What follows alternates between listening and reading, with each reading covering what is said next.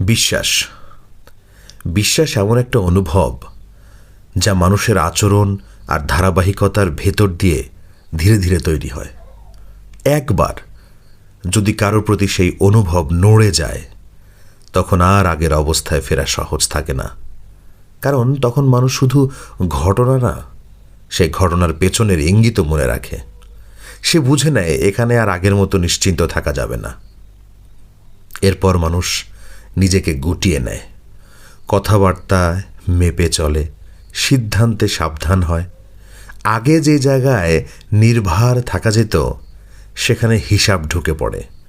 যত ব্যাখ্যাই দেওয়া হোক না কেন, ভেতরের সন্দেহ সরতেই চায় না। অভিজ্ঞতা তাকে শিখিয়ে দেয় সব কিছু মেনে নেওয়া নিজের জন্য ক্ষতিকর হতে পারে। এই যে বদলে যাওয়া অবস্থায় মানুষ শক্ত হয়, কিন্তু সেই শক্তির ভেতরে ক্লান্তি জমে। সে আর আগের মতো সহজে কাউকে জায়গা দেয় না। সম্পর্ক তখন দূরত্বে দাঁড়িয়ে টিকে থাকে। কাছাকাছি এলেও পুরোটা ছুঁতে পারে না।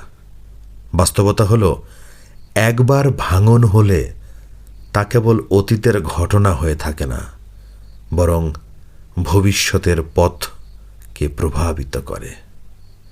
বিশ্বাস একবার ভেঙে গেলে আর জোড়া লাগে না।